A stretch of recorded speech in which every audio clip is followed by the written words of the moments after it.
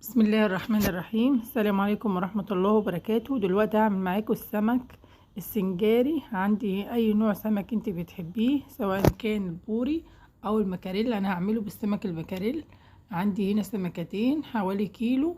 الاول هنضفهم، وبعدين هعمل بعد ما انضفهم هشيل الزعانف. كده لازم يكون السمك ما يكونش فاكك خالص، يكون 3/4 فكاكان، بحيث ان انت تقدري تفتحي السكينة تمشي بالسكينة عليه.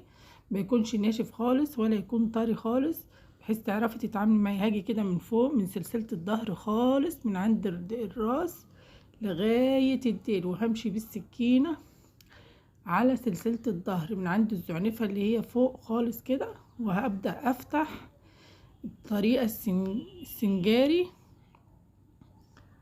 بحيث ان السمكة تتفتح معايا من البطن، هي اللي تكون سليمة، وتفتحيها من الظهر خالص كده بشويش خالص، وهي كده نص، يعني 3/4 فروزنت، يعني لسه مفكتش خالص.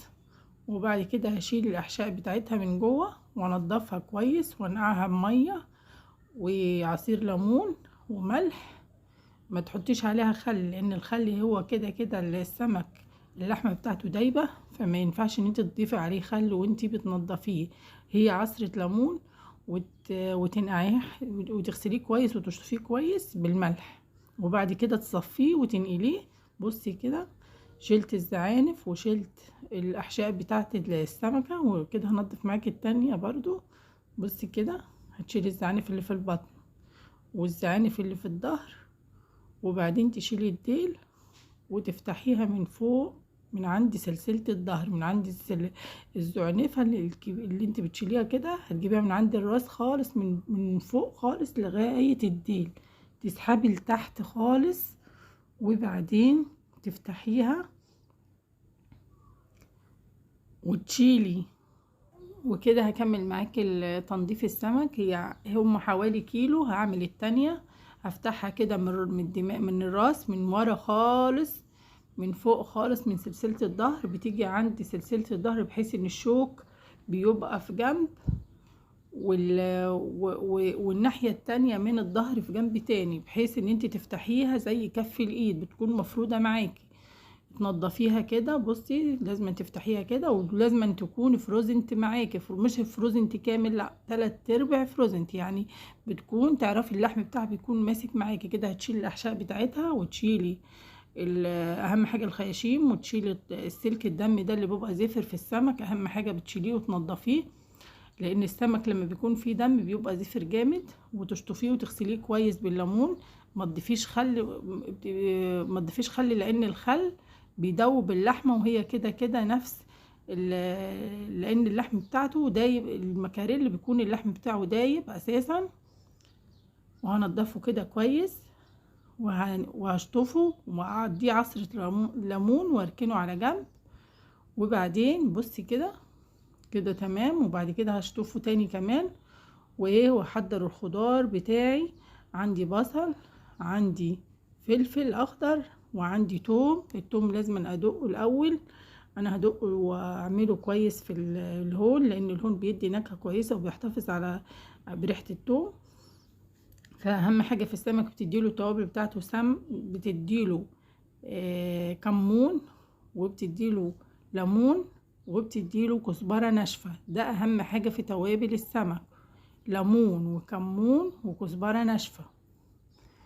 وعندي هنا هقطع الخضار، هركنه على جنب الثوم. وبعدين هقطع الخضار بتاعي كريهات صغيرة.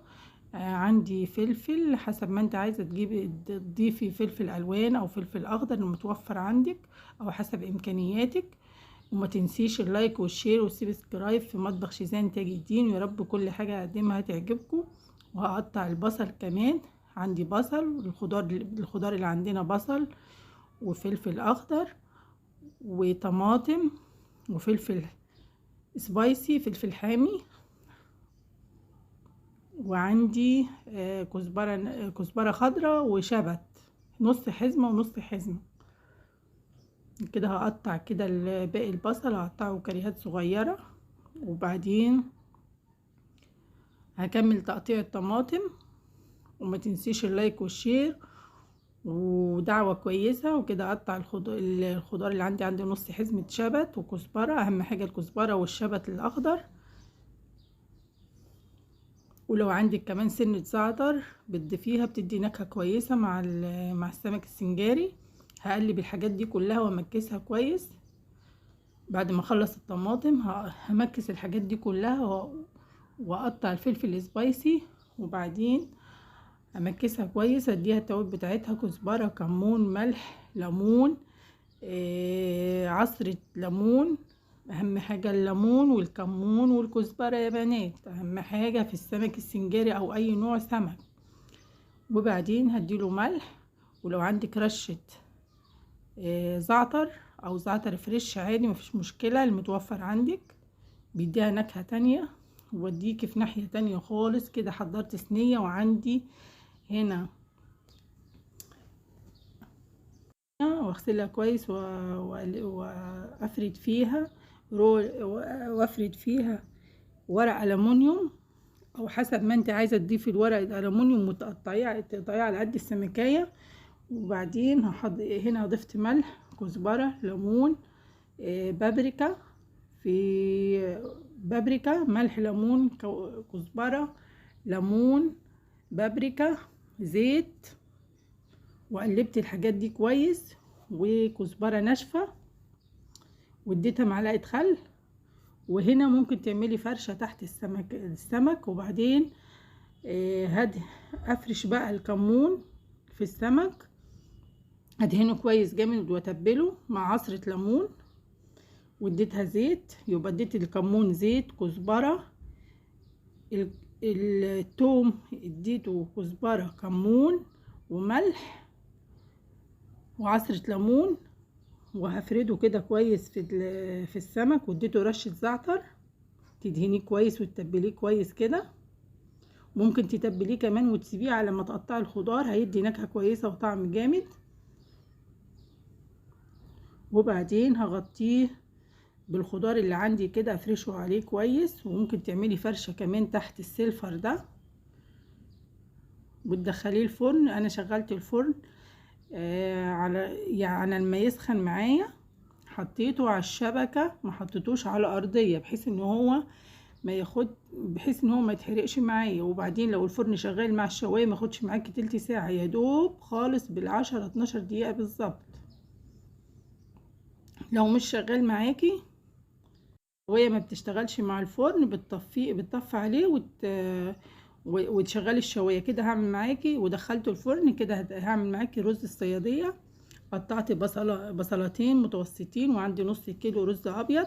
هنزل بالزيت. قطعت البصل كريهات، هعمله بطريقه حلوه قوي وجميله، وان شاء الله هينولوا اعجابكم باذن الله. عندي بصل تحمريه جامد، قطعتها كريهات. عندي قطعت 2 بصلتين، عدد 2 حبة بصل قطعتوهم كريهات حسب التقطيع اللي انت عايزاه. بس المفروض ان هي تقطع كريهات صغيرة، بحيث ان هي تاخد لون معاكي بسرعة. هديها اللون البراون بتاعها اللي هو البني الغامق.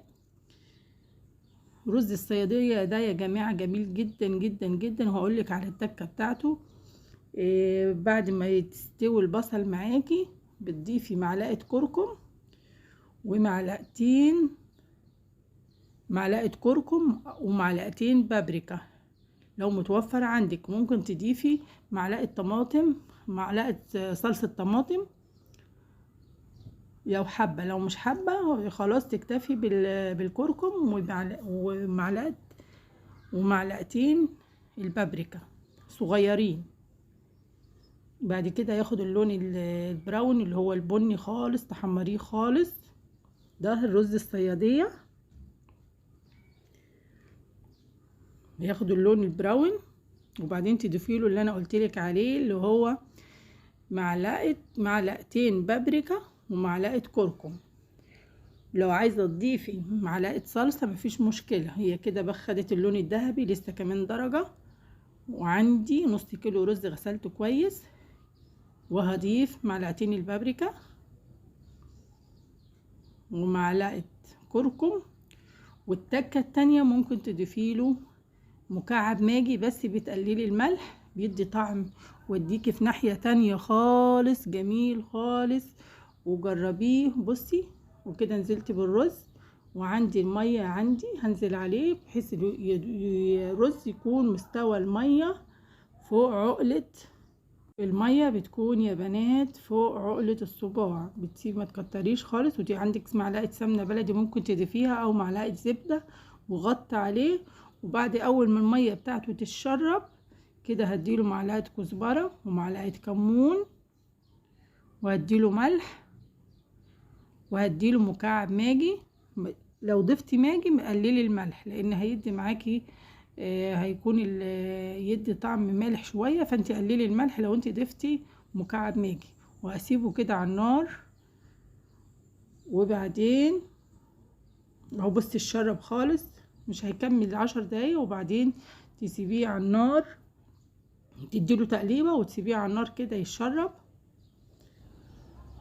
هو بالكتير خالص تلت ساعة او 18 دقيقة. اول ما الرز يتشرب معاكي، اول ما النار عليه النار وتسيبيه كده. طلعت السمك واستوى.